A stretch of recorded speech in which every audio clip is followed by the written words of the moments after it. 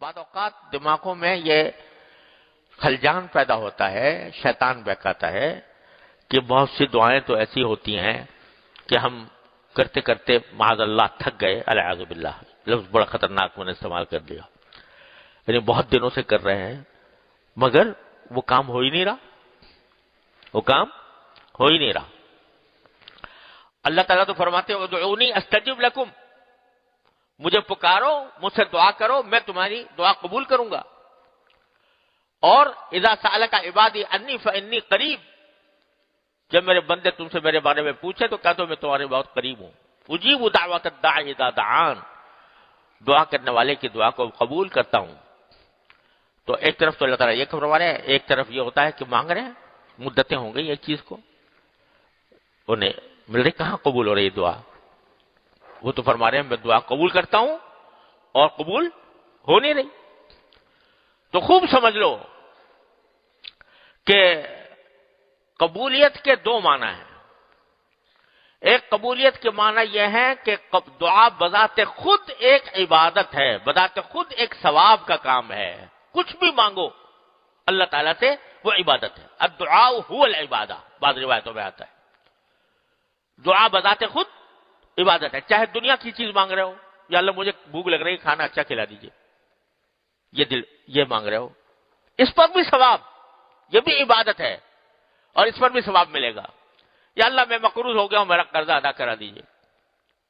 یا اللہ مجھے اچھا روزگار چاہیے، اچھا روزگار عطا فرما دیجئے۔ یا اللہ میں اپنے گھر والوں کے ساتھ میرے تعلقات اچھے کر دیجئے۔ یا اللہ مجھے صحت عطا فرما دیجئے۔ اپنے مقاصد کے لیے، دنیاوی مقاصد کے لیے جو دعا کر رہے ہو، وہ دعا بھی کیا ہے؟ عبادت ہے، ثواب ہے۔ جتنی دعا کرو گے اتنی ثواب۔ تو ایک قبولیت تو فوراً بلا تاخیر ہر دعا کے اندر ہو جاتی ہے۔ کیا قبولیت ہو جاتی ہے کہ وہ عمل اللہ تعالیٰ کیا عمل صالح لکھا گیا، ابتغوا الیہ الوسیلہ میں داخل ہو گیا، اس وسیلے میں داخل ہو گیا جو بندے کو اللہ کے قریب کرتا ہے۔ تو ایک تو استجابت یہ ہوئی کہ ثواب، دوسری استجابت یہ ہوئی کہ اس دعا کے نتیجے میں اللہ تبارک و تعالیٰ کے قرب حاصل ہو گیا، اللہ لگتا ہے تعلق مضبوط ہو گیا۔ ایک مرتبہ مانگا تم نے اللہ تعالیٰ سے تو ایک تعلق پیدا ہوا، دوسری مرتبہ مانگا دوسرا تعلق، تیسری مرتبہ مانگا تیسرا تعلق، چوتھا مرتبہ مانگا چوتھا تعلق۔ تو تعلق اور اللہ تعالیٰ کی بارگاہ میں حاضری، یہ جتنا مانگو گے اتنی ہی بڑھتی جائے گی، اتنی بڑھتی جائے گی، اور جتنی حاضری بڑھتی جائے گی اتنا اس باری تعالیٰ کے ساتھ تعلق مضبوط ہوتا جائے گا۔ جب تعلق مضبوط ہوگا تو دھیان اس کی طرف رہے گا، دھیان ان کی طرف رہے گا، تقوی پیدا ہوگا انشاءاللہ۔ تو ایک تو استجابت یہ ہے، اس سے کوئی کسی دعا میں تخلف نہیں ہوتا، یعنی ہر دعا کے اندر یہ دو فائدے حاصل ہوتے ہیں، اجر اور اللہ تعالیٰ کے ساتھ تعلق کی مضبوطی۔ اب رہی وہ بات جو تم مانگ رہے ہو وہ ملے، تو بھائی تم کیا اور تمہاری عقل کیا اور تمہاری سمجھ کیا؟ تم اپنی عقل سے اپنی سمجھ سے ایک چیز مانگ رہے ہو، ہے وہ تمہارے لیے مہلک۔ یہ ایسا ہوتا ہے جیسے کہ چھوٹا بچہ ہے، چاقو مانگ رہا ہے، ماں باپ سے چھری مانگ رہا ہے، اور نہ دے تو رو رہا ہے، رو پیٹ رہا ہے، ماں باپ کو ظالم سمجھ رہا ہے، مجھے نہیں دیتا یہ، دیتے یہ۔ لیکن ماں باپ جانتے ہیں کہ یہ چھری سے اپنا گلا کاٹ لے گا، اپنے آپ کو زخمی کر لے گا، خون نکل جائے گا اس کے، اس واسطے نہیں دیتے۔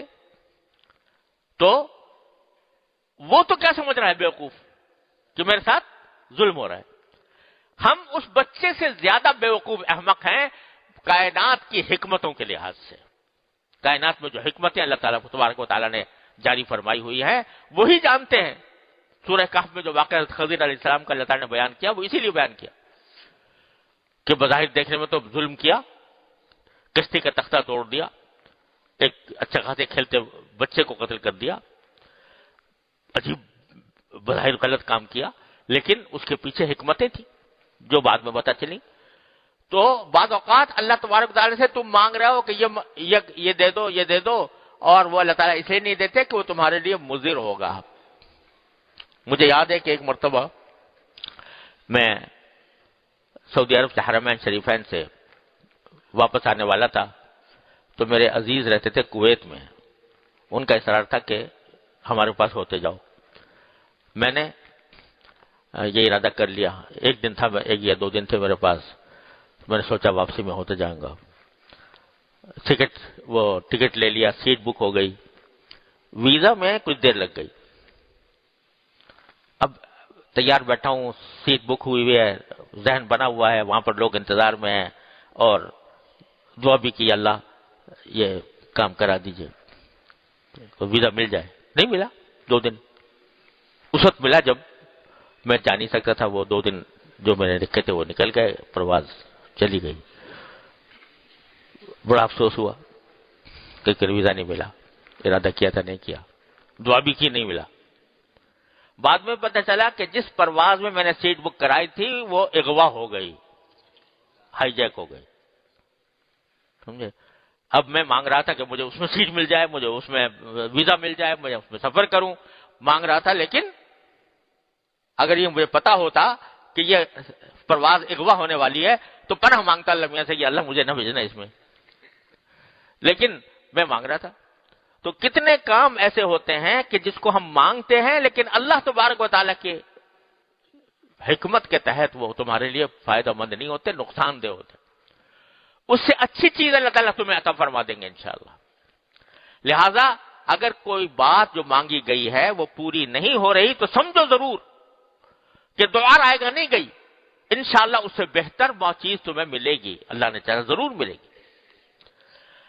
اور اگر تم کوئی دین مانگ رہے ہو اللہ میاں سے، یا اللہ مجھے دیندار بنا دے، یا اللہ مجھے نماز کا پابند بنا دے، اللہ مجھے جماعت کا پابند بنا دے، اس میں تو یہ احتمال نہیں ہے کہ یہ کوئی نقصان ہوگا. اس میں تو نقصان کا احتمال نہیں ہے. لہذا اللہ تعالیٰ ضرور قبول کرتے ہیں. لیکن اس قبولیت کا ایک کا مطلب تو بعض اوقات یہ ہوتا ہے کہ اس دعا کے نتیجے میں ایک شخص جو ہے بے نمازی تھا، دعا کرتا رہا، کوشش بھی کرتا رہا، دعا بھی کرتا رہا، لیکن ساتھ تھوڑی کوشش بھی چاہیے دعا کے. محض دعا پر کوشش بھی کرتا رہا، دعا بھی کرتا رہا تو انشاءاللہ نمازی بن گیا. جب تک نہیں بنا تو کم از کم دل میں ندامت ہوگی، حسرت ہوگی کہ میں بے نمازی ہوں، جماعت سے نماز نہیں پڑھتا. تو اس حسرت اور اس افسوس اور ندامت پر بھی اللہ تبارک و تعالیٰ کے ہاں درجات بلند ہوتے ہیں، اس کا بھی ثواب ملتا ہے. اگر بندہ کوئی جان بوجھ کر بے ہمت ہے اور کوئی کام نہیں کر پایا، تو میں نے عرض کیا تھا نا، حسرت نایافت، ایسا سنایا تھا آپ کو ایک آدمی کا.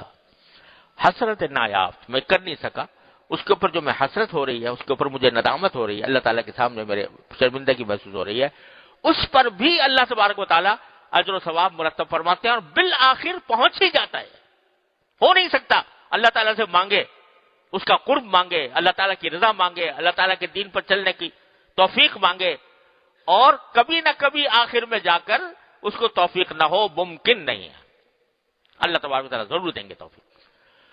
تو میرے بھائیوں بہنوں، عرض یہ ہے کہ اللہ تعالیٰ تک پہنچنے کا ایک بہت ہی سہل الحصول، آسان، مختصر راستہ یہ ہے کہ دعائیں اللہ تعالیٰ سے مانگنے کی عادت ڈالو، ہر قدم پر. گھر میں داخل ہو رہے ہیں کہ یا اللہ گھر میں سب کو عافیت سے پاؤں. گھر والے خواتین ہیں وہ اپنے گھر کے کام میں مصروف ہیں، یا اللہ یہ کام اچھا کرا دیجئے، عافیت سے کرا دیجئے، آسانی سے کرا دیجئے. یا اللہ میں کھانا پکانے جا رہی ہوں، مجھے کھانا صحیح پکانے کی توفیق عطا فرما دیجئے، یہ لوگوں کو پسند آ جائے.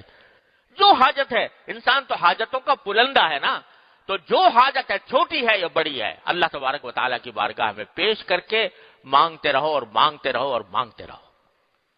جتنا مانگو گے اتنا ہی اللہ تبارک و تعالیٰ کا قرب حاصل ہوگا.